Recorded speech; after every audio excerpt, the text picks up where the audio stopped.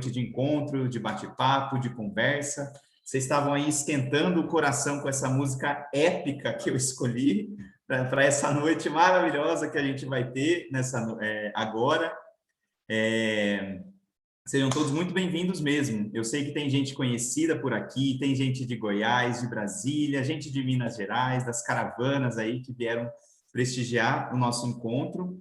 Então, desde já, eu agradeço muito a presença de vocês. Nós, da agência e da operadora, agradecemos muito a presença de todos vocês, né? A confiança que vocês depositaram na nossa agência nesse evento. Esse evento é o Futuro com Qualidade de Vida, onde a gente vai abordar aí alguns temas que como a gente divulgou essa semana para vocês. Abordaremos aí a saúde na área espiritual, questões de fé, depois a nossa saúde mesmo, com o nosso bate-papo com o médico, uma psicóloga e depois a nossa parte, para concluir, a parte da nossa alimentação, com o papo com a nossa nutricionista. Muito bem. De onde surgiu tudo isso, né? Antes de começar o nosso bate-papo, explico, né? Ambientalizo vocês, né? De onde surgiu essa nossa ideia. Muito bem, vocês sabem que a gente está aí num tempo muito complicado, né?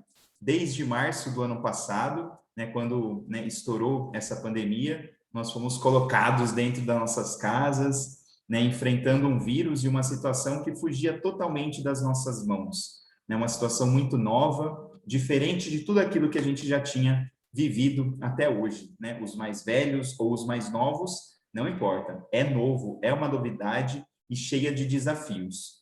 E nós, como agência de viagens, a gente está aí sem poder, né, executar os nossos grupos, executar as viagens que nós sempre fazíamos, e temos aí que se reinventar para estarmos próximos, né, dos nossos peregrinos, dos nossos viajantes, e por isso vão surgindo ideias, né, como é esse evento, para estar próximos de vocês e ajudar, né? Imagina que quando a gente foi colocado dentro de casa, a gente está aí consumindo notícias, dicas, tutoriais de um monte de coisa na TV, e aqui a gente encontra também na internet o modo de colaborar com um conteúdo muito conciso, muito robusto, para poder realmente ajudar nessa qualidade de vida que a gente sonha e quer que todos vocês tenham, né, na vida de vocês, na vida dos seus familiares, tá bom? Então, é nesse contexto que a gente dá a abertura, né, desse evento online, Futuro com Qualidade de Vida. Aqui na reunião, nós temos presentes os nossos colaboradores, né, da Peregrinos Viagens, alguns da Itiquira também. Temos a Maiara, a Ângela, a Francine. Não sei se os outros estão por aí, mas os que estão aparecendo aqui na minha tela, não aparecem todos. E muito bem. Vou passar aqui a palavra para o Altair, né, que é o nosso diretor, e ele vai dar aí também as boas-vindas, se apresentar e falar um pouquinho com vocês antes de nós darmos início aí ao nosso evento, tá bom? Com você, Altair. Então, que legal, gente. Boa noite para vocês. Muito obrigado aí pela presença de cada um de vocês, pelo carinho que vocês têm pela Peregrinos, pela Itiquira, pelos nossos colaboradores, principalmente pela participação, pela motivação que vocês fazem acontecer a cada dia no nosso trabalho, na nossa busca, na nossa labuta. O nosso trabalho, ele acontece também pela presença de vocês, ele é conhecido também pela presença de vocês. E nós também nos tornamos conhecidos pela presença, pela indicação, pelo carinho de vocês.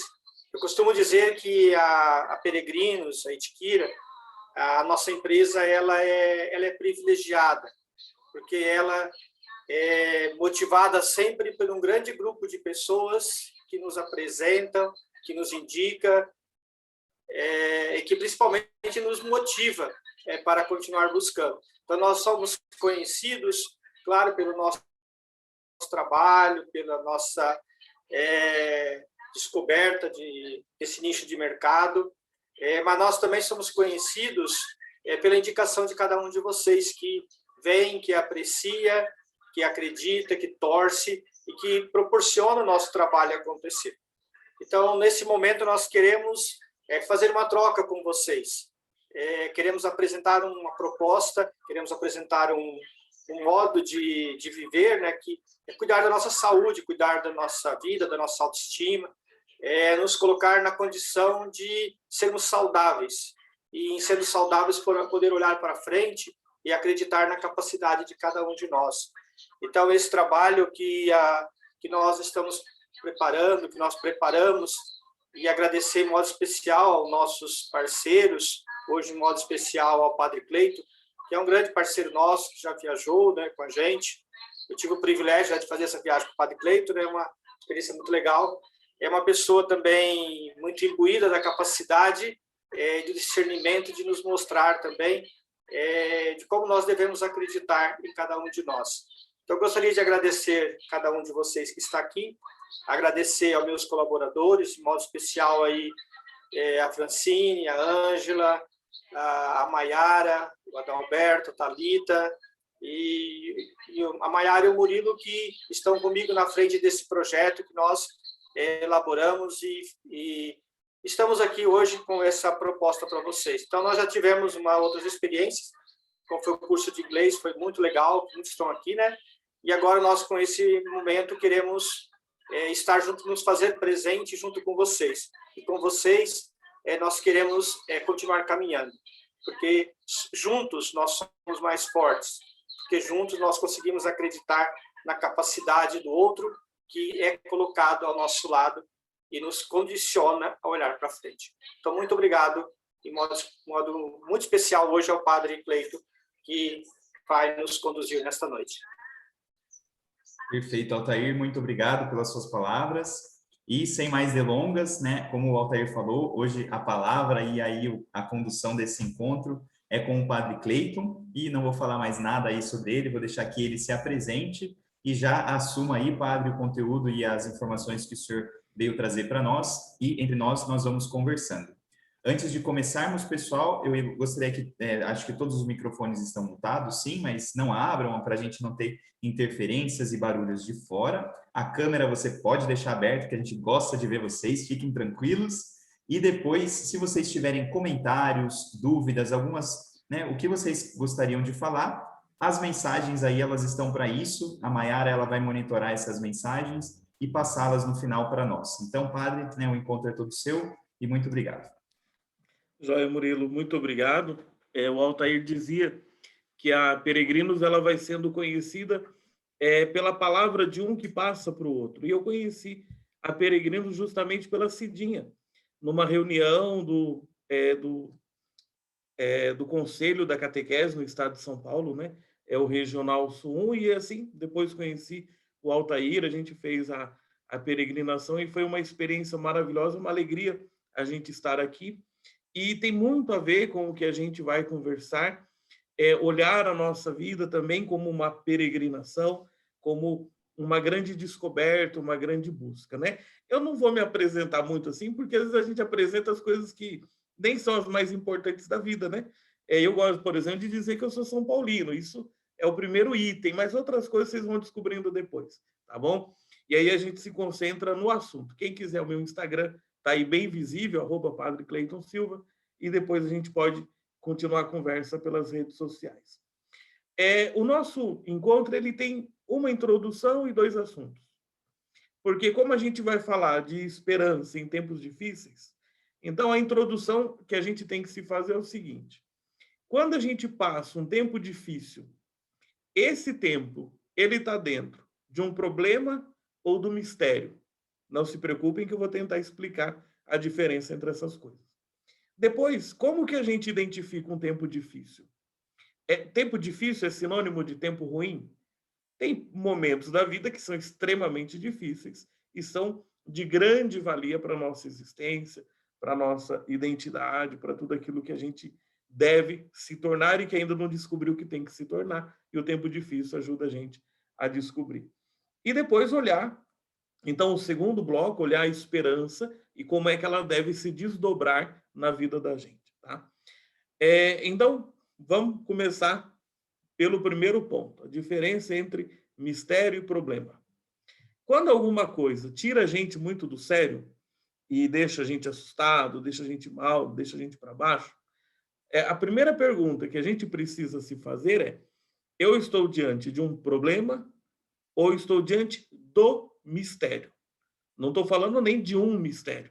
Não é livro de Sherlock Holmes ou Agatha Christie. O que é o mistério? É aquele limite da nossa existência que a gente nunca vai encontrar resposta plena para isso. Por exemplo, pandemia, coronavírus, Covid. Tudo isso que me traz como dificuldade, como tempo difícil. Eu estou lutando contra um problema, então, por exemplo, uma doença, que a gente sabe mais ou menos como ela se comporta, que a gente sabe mais ou menos como a gente pode se contaminar ou contaminar outros. Então, isso é um problema. Ou eu estou lutando contra a morte. A morte não é um problema, a morte é um mistério. Se eu não morrer de Covid, eu vou morrer de câncer, eu vou morrer atropelado, eu vou morrer de bala perdida, uma hora eu vou.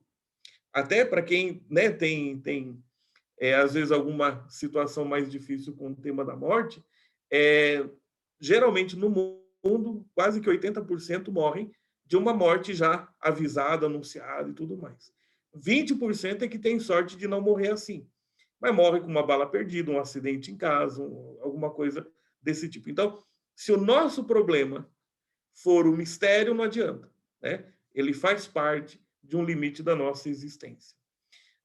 Se eu estou enfrentando, por exemplo, uma situação dentro do casamento, o problema é que, como casal, a gente perdeu a capacidade de dialogar, a gente começou a entrar numa jogada de vício, de se maltratar, né, coisa, ou a gente está diante do mistério de que o outro nunca vai me completar plenamente, de que o outro nunca vai me entender plenamente. Então, quando a gente consegue aprender a fazer um pouco dessa separação, a gente já pode se concentrar, não no mistério, porque ele sempre vai acompanhar a gente. Há poucos dias alguém estava desabafando que andava muito triste. E aí a pessoa imaginava que estava triste por causa das coisas que ela estava passando na vida. E eu disse, tenta olhar se houve momentos de tristeza quando tudo estava indo muito bem. A tristeza tem alguma coisa a ver com o mistério também. E até em momentos de muita alegria, de muita conquista, de vez em quando a tristeza bate no coração da gente. Então, se eu percebo que algumas coisas têm a ver com o mistério, eu só posso administrar, eu só posso conviver, só posso acolher e, dependendo do estágio de fé, só posso abraçar também. E aí a gente fala abraçar a cruz, carregar a cruz e assim por diante. Mas se eu estou diante de um problema, aí problema tem uma outra direção. Problema é uma coisa que mais ou menos tem momento de começar e momento de terminar, que de alguma maneira vai ter solução. Por exemplo, o meu relacionamento com o meu marido, com a minha esposa, está problemático. Tem solução. Ou a gente melhora ou a gente vai cada um para um lado. Mas vai ter solução. Não precisa se arrastar uma eternidade toda. Eu estou vivendo uma dificuldade, eu como pároco, por exemplo, sei lá, dentro da minha comunidade. Bom, problema tem que ter solução. Ou eu não sou para isso, ou eu não sou para essa comunidade, ou a metodologia que tal. Quando a gente aprende a separar essas coisas, a gente pode dar outros passos. Então, se eu estou vivendo um período difícil, vamos olhar melhor. Estou diante de um mistério e querendo controlar o que é impossível, ou estou diante de alguma coisa que eu posso dar um direcionamento um pouco melhor. Quando a gente fala do tempo difícil, e aí a gente já no começo eu mencionava um pouco essa pergunta, nem sempre difícil significa ruim no conjunto. Tem muita coisa difícil que era difícil justamente para reorganizar a nossa existência. Agora, um tempo difícil, ele faz duas perguntas para a gente. E quais são essas duas perguntas? Para onde você está indo? Ou para onde você queria ir? Onde é que você está? Então, o tempo difícil sempre traz uma pergunta sobre a orientação da nossa vida. E é nesse sentido que eu dizia, né, que o encontro de hoje ajuda a gente a pensar tanto, por exemplo, a vida como uma peregrinação e tudo que, até uma caminhada que a gente faz em volta da casa da gente, pode abrir algumas reflexões muito interessantes. Então, a primeira pergunta é essa, a direção. Para onde você vai? Ou para onde você não está querendo ir? Ou em que momento que você está que está aí parado e não quer ir para lugar nenhum? Mas a segunda coisa importante que o tempo difícil ele questiona é com o que você conta? Ou sobre o que você apoia a sua vida? Sobre o que você apoia a sua existência? Olha que engraçado a gente pensar, né? A gente olha uma situação de pandemia e pessoas que ficaram em casa, pessoas que tiveram que sair para trabalhar, seja como for, mas a pandemia, como tempo difícil, então, ela não é um mistério, é um problema que a gente pode encontrar caminhos para solucionar. O mistério, sim, é a morte. Então, se eu não morrer de Covid, eu vou morrer de outra coisa. Isso não tem dificuldade nenhuma. Mas como tempo difícil e como problema, ela questiona. Para onde vai a nossa sociedade? A gente viu, por exemplo, alguns direcionamentos de pessoas mais jovens não se importando com os mais idosos, quando na primeira onda parecia que era só um problema de gente mais velha, não é isso? Então, o tempo difícil mostrou para onde a gente estava indo, mostrou a nossa sociedade brasileira, mostrou vários aspectos de outras sociedades, outros países, e também sobre o que a gente contava, sobre o que a gente se apoiava. E você olha, até em aspecto de empreendedorismo, por exemplo, eu acompanho a Pastoral do Empreendedor, e o que foi difícil para algumas empresas pode ter se tornado um ponto de reviravolta e de crescimento para outras, dependendo sobre o que a gente apoia. Então, um tempo difícil, ele faz esse tipo de questionamento. Para onde a gente está indo e sobre o que a gente construiu. Pensa, por exemplo, o tempo difícil de Abraão. Então, Abraão esperava um filho, o filho não vinha. Então, o tempo difícil era o quê? Era a espera. Mas, ao mesmo tempo, para onde ele ia? Ele ia para a experiência de uma realização de Deus, de que ele não iria morrer sem nada. Ele teria um filho, teria um futuro, teria uma posteridade. Mas sobre o que ele se apoiava? Aí ele se apoiava coisas que atrapalharam. Teve um momento que ele se apoiou, querendo se apoiar na escrava, né? E teve um filho com a escrava. Depois a escrava começou a ficar exibida em relação à esposa. Ele teve que mandar embora a esposa e o filho, né? Daquela situação. Então, ele se apoiava em coisas que não eram as melhores. E à medida que ele foi trocando esses apoios, a vida dele foi mais consistente. Quando a gente pensa, por exemplo, o coitado do Moisés, né? Moisés, que difícil, mas também o povo, qual era a direção da vida do povo? Bom, boa parte já estava acostumada a depender do faraó, a comer as cebolas no Egito, já estava, aquela era a vida que tinha. E quando começam a caminhada deserto adentro, teve gente até que teve saudade da escravidão. Então, um tempo difícil, como atravessar o deserto, com tudo isso que significa, o aspecto simbólico, histórico, catequético e tudo mais, mas para onde a gente ia? A gente ia para o que já estava acostumado. Agora que a gente está indo para uma outra direção que não sabe, a gente fica toda hora arranjando encrenca com Moisés. Sobre o que se apoiava? Se apoiava sobre uma relação de dependência com o faraó e que aquilo parecia já estar bom demais. Quando entra para o deserto, tudo isso parece que se perde. É um tempo difícil. Mas, ao mesmo tempo, se a gente fosse ler, por exemplo, uma passagem bonita do Deuteronômio, é no deserto, no tempo difícil, que Deus faz a gente conhecer o que a gente tem no coração da gente. Faz a gente conhecer as potencialidades que a gente tem, os limites que a gente tem, as amarras que estão na gente. Depois, quando a gente pensa, por exemplo, já estão lá na Terra Prometida e tudo mais, vem os reinos, mas vem junto com os reinos também a corrupção, o afastamento do coração a Deus. O que o tempo difícil é? A promessa tinha se realizado, a terra tinha sido conquistada, o reino tinha sido consolidado, e qual que era a dificuldade agora? A gente não sabe se administrar. Olha que coisa engraçada, né? A gente vê pessoas que, num certo nível, alcançaram, por exemplo, um progresso, um sucesso profissional, econômico. De repente, a família desaba, a autoestima da pessoa desaba, porque, no meio daquilo tudo, não sabiam administrar a própria existência. Eu fico, quando eu faço esses encontros, eu tenho um vício, eu fico olhando para mim, aí depois que eu lembro de olhar para a lâmpadazinha aqui da câmera. Então, perdão isso daí, né? Um pouco do narciso presente na gente. Então, olha que interessante, para onde ia? Né? E sobre o que se apoiava? Então, tempo difícil sempre faz essa pergunta para a gente. Pensa, por exemplo, né, quando existem umas leis de Porter sobre administração, que você é obrigado a olhar quais são as coisas que limitam o teu negócio. Então, o seu Joaquim, lá da padaria, conseguia vender o melhor pão e o mais barato de toda a cidade. Só que ele dependia de um fornecedor só. Mudou a política do fornecedor, alterou a qualidade da farinha e ficou mais caro, mudou o gosto do pão do seu Joaquim e o preço, e o seu Joaquim está perdendo lá para a concorrência. Então, um momento difícil faz, às vezes, você conhecer a direção que você estava dando e, ao mesmo tempo, sobre qual base você construía a sua existência.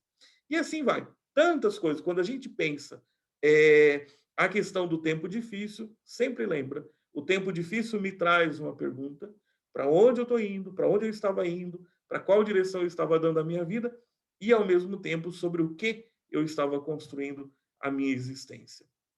Eu acho que, não sei se o Murilo vai comentar alguma coisa antes da gente ir para o segundo ponto, né, que já é o tema da esperança também. Muito bem, padre. Eu achei muito interessante essa visão do senhor, essa distinção entre problema difícil e mistério. E uma das reflexões que eu queria compartilhar, né, mais ou menos acho que na linha do senhor, né, respondendo essa pergunta, para onde eu estou indo, eu acho que às vezes entra uma questão de muito discernimento, né, de muita paz interior, né, de você, né, de muita calma, para você não se desesperar, e a gente justamente vai falar sobre isso, para realmente saber para onde você vai. Né? Eu não posso sair atirando ou me preocupando ou querendo resolver todos os problemas que existem, né? E eu acho que isso é uma coisa muito importante para o nosso tempo de hoje, né? Porque se a gente liga a TV, a gente tem 1000 problemas acontecendo. Entra na internet, tem os outros 1000. Então, quais os problemas eu posso enfrentar? Quais problemas estão nas minhas mãos para serem resolvidos, né? Então, às vezes a gente não está olhando para a nossa realidade, e sim para a realidade que está muito fora do meu controle. E isso influencia muito dentro da nossa casa, da nossa família. Às vezes a gente está preocupado com uma coisa, a guerra não sei aonde, a notícia de não sei quem, a morte de não sei quem. Tantas, né, movimentos e coisas que acontecem dentro de nós de preocupação com o exterior, só que às vezes a gente não consegue olhar o problema que está acontecendo de quem mora comigo. Então, acho que é muito importante isso, quando a gente olha para onde nós estamos indo, qual problema enfrentaremos, ver qual problema está nas nossas mãos, né, que de fato a gente consegue influenciar de verdade. Claro que a gente pode rezar, né, por todas essas intenções e tudo mais, mas às vezes são coisas que fogem, né, do nosso controle. Não sei se o senhor concorda mais ou menos com essa visão, mas foi esse Perfeito, pensamento acho. que E veio. o tema do discernimento é legal, né? Bom, o fato de estar falando com vocês não significa que sou o cara mais cheio de esperança em tempo difícil e que saiba toda hora como fazer as coisas com a vida. Então, graças a Deus, eu tenho gente que também me ajuda em momentos em que eu fico meio desorientado. Eu tenho cara de ansioso e sou ansioso, então não vou aqui esconder alguma coisa desse tipo. Mas eu tenho um amigo que ele sempre me lembra do ovo na frigideira. E é uma metáfora que ele aprendeu para me chamar a atenção, assim, a vida da gente a gema, talvez é a única parte da existência que a gente controla. A clara é aquela parte que a gente tenta dar uma influenciada, mas sempre sai um pouco. E a frigideira, o resto, o fogão, a cozinha, tudo, é aquela parte que a gente não tem controle nenhum. E a gente se desgasta demais, às vezes, com as coisas que a gente não vai controlar, ou com aquelas que a gente vai ter pouca influência, e às vezes não valoriza aquilo que está um pouco mais do nosso alcance. O discernimento é um tema importante, porque, assim, como é que a gente pode raciocinar bem? E para tomar uma decisão que seja fruto de um discernimento, e não só do impulso, da raiva. Então, é um tema que, por ele, só vale a pena um encontro para pensar. Por exemplo, os jesuítas, todos os exercícios espirituais de Santo Inácio de Loyola são justamente para libertar a consciência daquilo que pode atrapalhar uma boa reflexão e uma boa decisão. Então, é um ponto importante, né? Você vai usar aspectos emocionais para tomar decisão, mas também racionais e outras coisas que podem englobar aí. Nisso, a gente entra no tema da esperança. E a esperança, eu dividi ela em 3 coisinhas, assim, meio que um cabide que dá para a gente pendurar alguns elementos. Primeiro, a esperança sempre tem a ver com uma fé numa promessa de Deus. Assim a gente lê no catecismo quando apresenta a esperança como uma virtude teologal.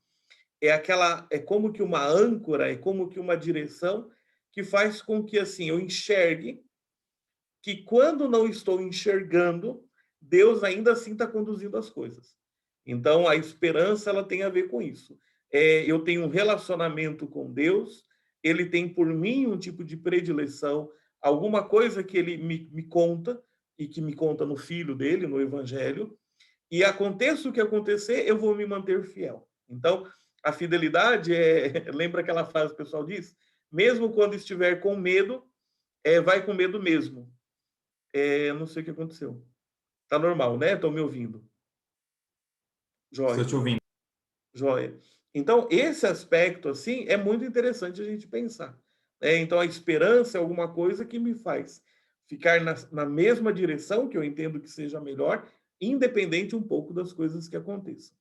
Mas, por outro lado, por ter essa firmeza de que lá no fundo, e ao mesmo tempo, cada momento, cada passo, Deus me acompanha, a esperança ela também aparece em nós como aquele elemento de resistência, que a gente pode chamar de fortaleza ou de paciência. Geralmente, as pessoas imaginam que o paciente não é forte, mas não é verdade. A paciência é como se fosse um outro lado da fortaleza. A fortaleza indica a resistência, ela indica aquela capacidade de você manter as decisões, mesmo quando venham as contrariedades, e de manter as decisões, mesmo quando as coisas boas também podem nos iludir. Então, a esperança, ela não é só uma coisa que ajuda a gente a atravessar o vale da sombra. Às vezes ela precisa ajudar a gente a atravessar o Vale Encantado, porque tem gente que pode se perder no Vale Encantado também, esquecer os propósitos de vida, esquecer as metas que tem, se dar conta e ficar ali simplesmente com o que está acontecendo em volta. A paciência, ela também é uma forma de fortaleza. A palavra paciência na língua grega, ela significa capacidade de suportar as coisas, de ficar por baixo. Eu sempre gosto da comparação com quando a gente está na praia e vem uma onda um pouco mais forte, e o melhor que você tem é se abaixar, porque aí você tem mais apoio. Se você tenta ficar em pé, geralmente a onda ela te desestabiliza e te derruba. Então tem coisas na vida que quando você se abaixa mais, então hipomoneu, quer dizer, ficar por baixo, te dá mais resistência, te dá mais solidez. E isso tem a ver com a esperança. Então, tem momentos que a esperança me faz ser forte, então enfrentar as adversidades, ou as ilusões, ou as desilusões, mas às vezes a esperança me faz aguentar um pouco as coisas para que aquele tumulto passe e eu enxergue um pouco melhor. E, finalmente, a esperança, ela também é entender que a gente não é tão dono do caminho. Então, a esperança também é humildade. Quando a gente, no problema, no momento difícil, a gente se pergunta para onde a gente vai ou sobre o que a gente apoia a vida, a esperança também me pergunta: você está disposto a ir numa nova direção? Você está disposto a reorganizar a sua vida sobre um outro valor, sobre uma outra base? Então, esses elementos aqui é uma conversa muito mais para despertar o interesse nesses aspectos, né? Mas gostaria que, para pensar nessa qualidade do futuro, olhar o futuro com coragem, com esperança, com alegria, toda geração sempre tem certeza que ela está fazendo o melhor, quem está vindo depois está lascando tudo, e que ela não encontrou as coisas tão bem assim. Quando a gente lê Cícero, por exemplo, que aí já está quase 2000 anos distante da gente, ele dizia a mesma coisa. Os jovens daquela época estavam pondo a perder e as pessoas não estavam sabendo valorizar os mais velhos. Já dizia. Então, isso é normal, a gente achar que o mundo está acabando com a gente, mas o mundo não vai acabar, pelo menos nesse momento não. E por isso que a gente tem que se armar com os melhores dispositivos para a gente enfrentar o futuro com qualidade. Termino apenas indicando um exercício para a gente pensar, né? A gente tem algumas coisas que desorientam a gente. E aí, tentem imaginar isso daqui, ó, uma cruzinha, tá bom? Eu ia pôr branco e vermelho para lembrar o São Paulo, mas não consegui a cor branca, mas tentem assim. Nós temos 4 direções que tentam tirar a gente do eixo. você tem na haste horizontal uma direção individual e uma direção social, e isso põe a gente a se perder. Se você se concentrar demais só em você, você perde a capacidade de conviver com os outros. Se a sua vida for organizada para agradar os outros ou para acalmar a opinião alheia, você não vive. Então, o legal é equilibrar quem sou eu e com quem eu estou. Então, o aspecto individual e o aspecto social. Mas depois, na haste vertical, a gente tem no polo embaixo aquilo que é o concreto, o material, né? Um pouco esses dias eu conversava com o Murilo sobre essas questões de marketing digital e tudo mais, curtir dando paga conta, né? Ter boas amizades com as pessoas não garante o boleto pago no fim do mês, né? Então a gente precisa do material. A gente está aqui, talvez não esteja com fome, já comeu, já bebeu, já tomou um banho, tem a cama para dormir. Então, o lado material ele é importante, mas também o lado transcendente, espiritual, aquilo que não pode ser metrificado. Se a gente se concentra numa coisa demais e perde a outra, a gente não fica bem. E assim, esses 4 pontos, a gente deveria ficar numa relação um pouco mais equilibrada. Tem momentos da vida que a gente precisa ir mais para um lado, tem momentos, mas sempre perceber que essas 4 pontas, essas 4 direções, elas têm que estar bem ajustadas. Os tempos difíceis mostram os desajustes e a esperança faz a gente se colocar um pouco mais no ponto de equilíbrio. Murilo, era isso daqui. Estão nas mãos de vocês para aí os comentários que houver. Muito bem, padre. Vou fazer um comentário também sobre essa parte, né, dessas 3 visões sobre a virtude da esperança. A primeira, ela é a mais importante de todas, né, mas eu vou um pouco para a última, que é essa parte da humildade. A gente precisa colocar no nosso lugar mesmo, saber que nós somos pequenos, limitados, e como a gente falou na outra parte, nós temos controle de poucas coisas, né? Nós não conseguimos influenciar aí nas grandes questões que temos, né? E para isso a gente precisa ser humilde, senão a gente quer abraçar o universo e realmente não vai fazer nada direito, não vai dar conta de muita coisa. Então, muita humildade mesmo para reconhecer o nosso lugar. E aqui eu entro no segundo ponto, a nossa dependência de Deus e a nossa confiança em Deus, né? Nessa parte da esperança. Eu acho que o senhor falou, né? A esperança é a fé nas promessas de Deus. E aqui a gente pode falar abertamente, abrir o coração e lembrar da experiência que nós tivemos esse domingo. Né? Domingo foi o dia da ascensão, né? O dia que o Senhor vai ao céu. E a promessa que o Senhor faz antes de subir ao céu eu estarei convosco todos os dias até o fim do mundo. Eu estarei. Né? E essa esperança que o Senhor traz para conversar com a gente, eu acho que se trata disso também, de olhar para essa promessa de Deus e confiar mesmo. Jesus não falou assim, ó, eu vou estar com você até a pandemia começar, depois disso, ó, vocês que se virem. Não é assim, eu só vou estar com vocês nos momentos bons, na alegria. Não, estarei convosco todos os dias. Todos os dias, é uma realidade, é uma promessa, que eu acho que a virtude da esperança que o Senhor traz, né, nesses tempos difíceis pode nos alimentar. Deus está sabendo de tudo. Deus sabe de todas as almas que partiram, Deus sabe todos os que saíram do hospital, Deus sabe de nós que estamos aqui lidando, sabe das paróquias, sabe dos empresários, sabe de tudo. Então, que, né, esse momento, né, como o senhor falou, né, de abrir as possibilidades da esperança, acho que fortaleça muito o nosso coração, né? E disso se trata, né, trazer os nossos viajantes, os nossos peregrinos, para que a gente se fortaleça um ao outro e que a gente saia, né, desse encontro do dia de hoje com a esperança fortalecida. Né, deixo aí para o senhor fazer os seus comentários finais, vocês têm mais alguma coisa, e depois eu passo aqui para os nossos avisos e comentários para a gente encerrar a nossa noite, para vocês aí irem cuidar das famílias de vocês, ficarem tranquilos aí nessa noite de terça-feira. Joia. Eu vou terminar apenas lendo uma meditação que eu gosto bastante. No meu Instagram tem ela, vocês podem procurar lá e ler o texto inteiro, que são chamados Preceitos da Serenidade de São João 23. Se a gente tem problema, um homem que carrega, né, a responsabilidade sobre a igreja, conhecendo tanta coisa, eu acho que tem aí muito motivo também para, às vezes, perder um pouco a serenidade. Então, ele tem esses dizeres aqui, que são como que mandamentos dele, né?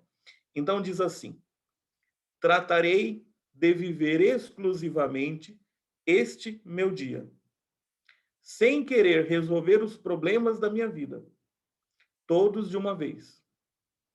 Terei o máximo cuidado com o meu modo de tratar os outros, delicado nas minhas maneiras, não criticar ninguém, não pretenderei melhorar ou disciplinar ninguém, senão a mim mesmo.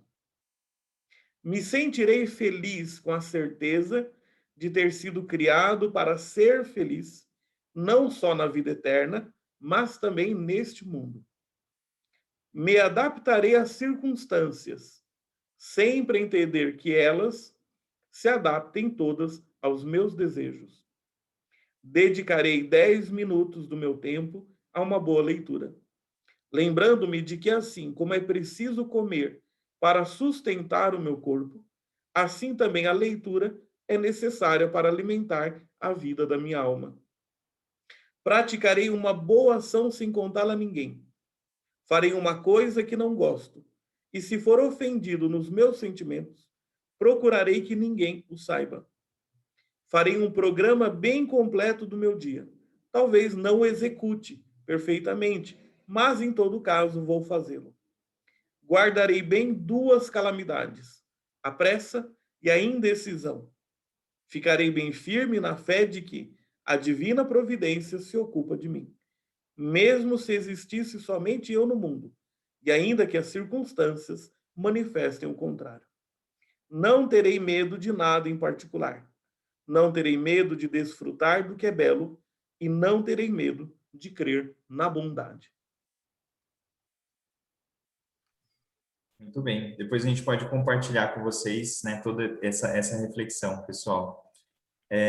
Muito bem, a gente vai se encaminhar. Antes de nós encerrarmos, né, deixa só eu mudar a minha galeria aqui para eu ver todo mundo.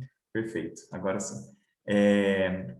Só para trazer um pouco de uma breve reflexão também, pessoal, né, que uma agência de viagem, né, que uma agência de viagem, uma operadora de turismo, está fazendo com um padre, com uma psicóloga, com um médico, com uma nutricionista, fazendo esse evento sobre qualidade de vida. Porque a gente acredita que esses conteúdos sejam importantes e é um modo da gente se reunir, como eu falei no começo. Mas também parte da nossa filosofia de trabalho, onde a gente acredita que o nosso trabalho, aquilo que nós vendemos, o nosso produto, ou seja, nossas viagens, nossos grupos, nossas peregrinações, também fazem parte de todo esse circuito, né, de qualidade de vida que a gente pode ter. Né? Uma peregrinação, vamos imaginar que ela nos fortalece a nossa fé, abre o nosso olhar para as nossas preocupações, mostra o que nós valorizamos e deixamos para trás na nossa casa. Enfim, a gente pode colocar e fazer uma lista aí de benefícios e benefícios de viajar, de peregrinar e tudo mais. Então, não são assuntos, né, quando a gente falar de viagem e qualidade de vida, não são assuntos distintos, né, diferentes um do outro. Então, é por isso que a gente também criou esse evento e também nos próximos encontros, né, no final de cada encontro, depois na quinta-feira agora, eu vou passar a programação para vocês, a gente vai trazer algumas oportunidades mesmo, né? Como que, por exemplo, o mercado de turismo está se reinventando, opções novas de viagem, propostas diferenciadas, vamos dizer que para responder a toda essa necessidade que surgiu no meio dessa pandemia para nós. Uma viagem, sair, peregrinar, conhecer lugares, ter momentos de lazer, de descanso, são essenciais para a nossa qualidade de vida. Então, a gente vai trazer essas oportunidades já se preparando para uma retomada. A gente confia que as coisas vão voltar a acontecer, né, no mínimo de cuidado, claro. A gente está se preparando para isso, tendo treinamentos, informações com os nossos fornecedores. Inclusive, não sei se o Silvio está por aí, mas eu estou vendo a Juliana, que é a nossa parceira, né, aqui da nossa agência, ela é de uma operadora, né, a Juliana Lima, ela representa a Lusa Nova, que é uma operadora parceira nossa, e inclusive a gente vai trazer pacotes desses fornecedores parceiros nossos nos próximos dias, e claro que todo mundo gosta, né, de condições especiais, de promoções e tudo mais, então a gente vai trazer isso também.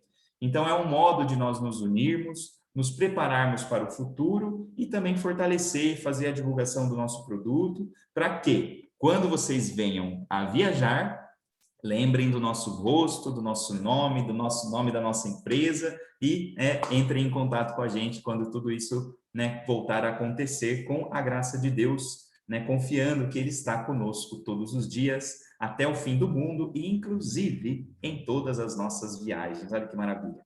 Muito bem, eu vou compartilhar aqui a tela com vocês só para mostrar a programação dos próximos dias. Vamos lá? Deixa eu ver aqui. Um segundinho, senhores. Vamos lá.